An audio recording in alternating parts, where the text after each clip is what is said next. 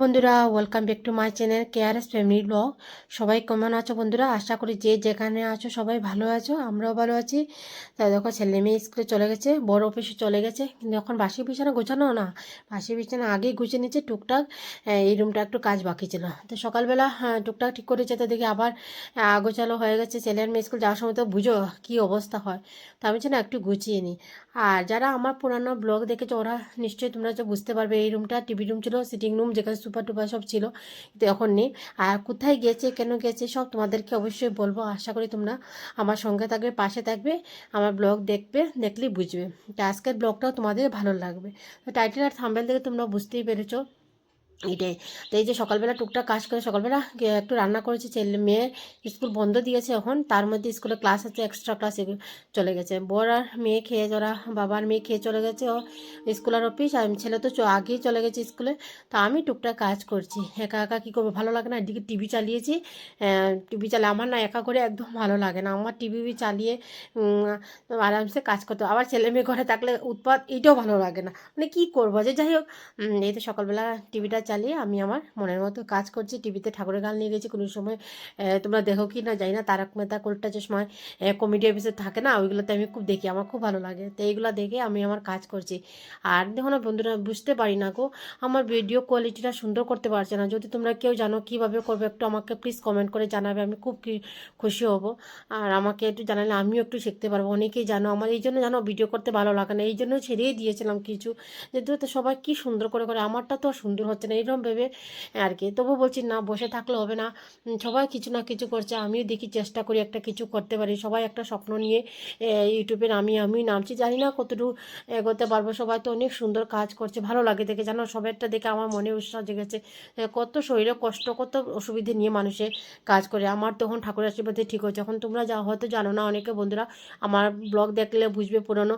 জানো আমি বিছানায় ছিলাম, মানে পুরো সহ্য সেরেছিলাম, প্যারালাইসিসের মতো হয়ে গেছিলাম বিছানাতে, সব কিছু খাওয়া দাওয়া। কিন্তু আমার বরের ভালোবাসাতে, মার আশীর্বাদে, সবার সেবা যত্ন, জানো আমার ছেলে মেয়ের ভালোবাসাতে আমি মানে বিশ্বাস করে আবার বিছানা থেকে উঠেছি। জানো কি কষ্ট করেছি তোমরা, আমি 3টা মাস পুরো বিছানা ছিলাম, 3টা মাস।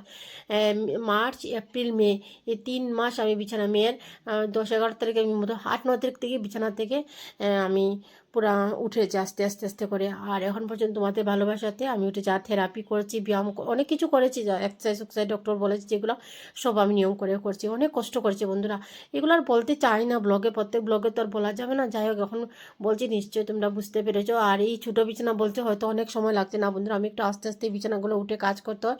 নার্ভের প্রবলেম, বিরাট প্রবলেম, এই জন্য আমাদের কোমরের যে হাড্ডিগুলো, বোনসগুলোর মধ্যেও প্রবলেম আছে, তাই একটু আস্তে আস্তে বিছানা উঠে কাজ করতে হয়। বাড়ির জিনিস টানতে আমার অনেক কষ্ট হয়। যাই হোক, এই যে বিছানাটা গুছিয়ে নিলাম, তারপর যেতে হবে দেখো রান্না করে। সকালবেলা তার মধ্যে আমি অনেক কাজ সেরে নিয়েছি, এটা তো আর বলে পুজো দেওয়া শেষ, আমার সকালবেলায় আমার পুজো দেওয়া শেষ হয়ে যায়। আর এই যে দেখেছো এই ওয়ার্ডরোব আমার ছেলের সম্পত্তি, ও এটা ধরতেই দেয় না। আর আমি যদি গুছাই ওর হয় না, ওরা বাপ ছেলে মিলেই এখানে। আর এখানে দেখো পড়ার টেবিল এনে নিয়েছি, কেন মেয়ে রাত্রেবেলা বসে পড়ে, তো তো এখানে বসে পড়ে, তাই টেবিলটা এখানে নিয়ে নিয়েছি। আর আগে সুপা ছিল এই জায়গাটাতে, সুপা কোথায় গেছে সব বলবো। বন্ধুরা আমার সঙ্গে থাকো, পাশে থাকো। আর যারা যারা আমাকে মানে ভালোবেসে সাবস্ক্রাইব করে রেখেছো আর আমাকে কমেন্ট করেছো, তোমাদের অসংখ্য অসংখ্য ধন্যবাদ। আর এই যে সকালবেলা দেখো মেয়ে আর মানে বড় মানে স্কুলে অফিসে গেছে, খেয়ে বেগুন আর মানে কাতল মাছ এনেছো, কাতলা মাছ দিয়ে করেছি বেগুন আলু দিয়ে।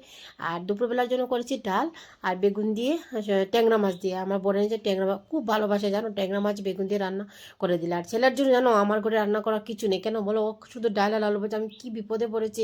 আর ওই যে ফুলকপির বড়া করেছিলাম, কি করবো বলো, প্রত্যেক দিন ও পনির পনির, ফুলকপিও খেতে চায় না, শাক খেতে চায় না। আমি এত চেষ্টা, তোমরা ভাবে খেতে চায় না বলে তো না, খাওয়াতে হবে না, অনেক চেষ্টা করি, অনেক চেষ্টা করি, কিন্তু কিছুতেই ওকে খাওয়াতে পায় না।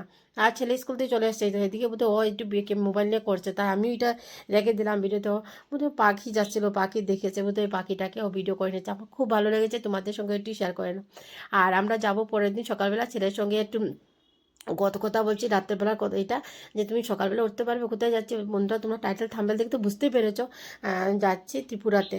তো সকালবেলা উঠতে পারবে না, ওকে যেও বলছে পারবে, হ্যাঁ স্কুলের বিষয় হলে পড়ার বিষয় তখন উঠতে পারবে না, এখন যাওয়ার কথা বলছি তো সেজে সুজে যেতে পারবে। আর কত সকালবেলা যে জানো যেতে হবে, এটা তো আমি মানে কি বলবো তোমাদের, 5:30 করতেই বেরিয়েছি। আর এই যে দেখো ঠান্ডা লাগছে, কি ঠান্ডা, মানে স্নান টান করে পুজো দিয়ে গেছি তো, ঘরে তো আর কেউ নেই, যে গোপালকে দিতে হবে, এই জন্য সব দিয়ে 3 বেলা সেবা, সব 2 বেলা সেবা দিয়ে আমরা বেরিয়ে পড়েছিলাম সকালবেলা। সবার সানছে, শুধু ছেলেকে করাই নিয়ে, মেয়েও করে নিয়েছে। ছেলে তো সকালবেলা তো শরীরটা খারাপ হয়ে যায়, ওকে করাই নেই।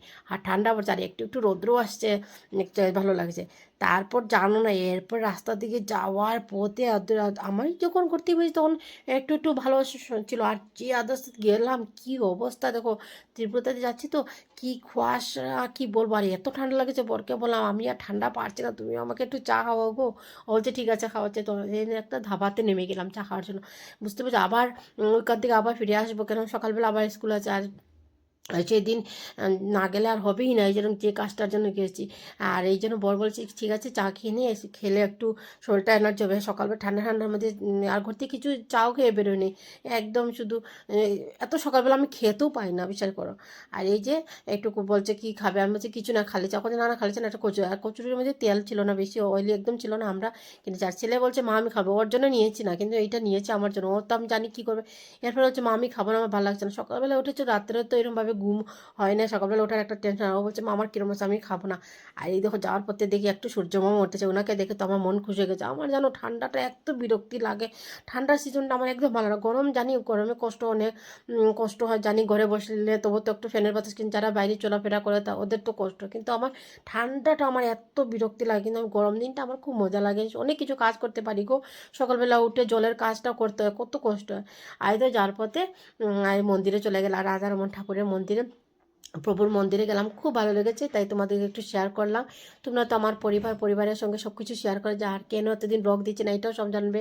একটা খুশির খবর আছে এটাও বলবো, সব সুখ দুঃখ মিলিয়ে সব কথাতে তোমাদেরকে একটু শেয়ার করছি। দেখো মন্দিরের চারিপাশটা এত ভালো লাগছে, কি কুয়াশাও। আর তখন বাজে 6টা 6:30 বোধহয়, হ্যাঁ এরকমই বাজে।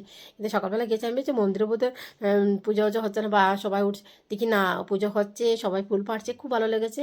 আর এই যে প্রসাদ একটু একটা কাজও ছিল এখানে, কী কাজ বলছি। আর এই যে প্রসাদও পেয়ে গেছি। কিছুদিন আগে একটা পুজো দিয়েছিলাম গুরুবরণ, এইখানে ঠাকুরের একটা বস্ত্র, একটা ধুতি আর একটু প্রদীপ জ্বালিয়ে একটু দক্ষিণা দিয়ে প্রভুকে নমস্কার করে আসলাম। আর এই যে যাওয়ার পথে তোমাদেরকে একটু শেয়ার করছি। আর ঠান্ডা ঠান্ডা ওদের ছেলে তো দেখছো কি দৌড় আছে। যাই হোক প্রসাদ নিয়ে আসলাম, খুব ভালো লাগলো। সকালবেলা মন্দির দর্শন করা, ঠাকুর দর্শন করা সত্যি একটা ভাগ্যের ব্যাপার। আর যার পথে পাখিগুলো উঠছে এটাও একটু উঠিয়ে দিলাম। তো যাই হোক এই যে আমরা যাচ্ছি বাড়িতে যে কাজটার জন্য যাচ্ছি, কাজটা হবে ঠাকুর, আমি জানো বিশ্বাস করো তোমরা আমাকে অনেক ভালোবাসা, যারা আমার ব্লগ দেখছো ভিডিও দেখছো, কিন্তু যারা যারা আমাকে কমেন্ট করেছো সাবস্ক্রাইব করেছো, যারা তোমাদের সবাইকে অসংখ্য অসংখ্য ধন্যবাদ। আর এই যে শাশুড়ি মার জন্য শাড়ি নিয়ে গেলাম, ওনাকে শাড়ি দিলাম। আর যে কাজটা ছিল জানো বন্ধুরা, যে কাজটা হয়ে গেছে, আমি ভীষণ খুশি, ভীষণ ঠাকুরের অশেষ কৃপা ছিল বলে কাজটা হয়ে গেছে। আর এটা বলবো তোমাদের কিসের জন্য, আমার সঙ্গে থাকো অবশ্যই তোমরা জানতে পারবে। আর যে বন্ধুরা আমাকে সাবস্ক্রাইব করেছো তোমাদেরকে অসংখ্য ধন্যবাদ। বাংলা ফুডি ইটিং চ্যানেল তোমাদের দিদিভাই, তোমাদের অসংখ্য ধন্যবাদ।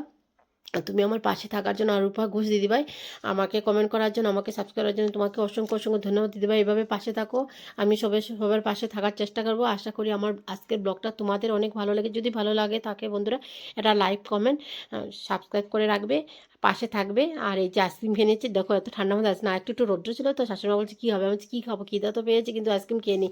হ্যাঁ সকালবেলায় গিয়ে ভাত টাত খেয়েছি, ভাত টাত খেয়ে একটু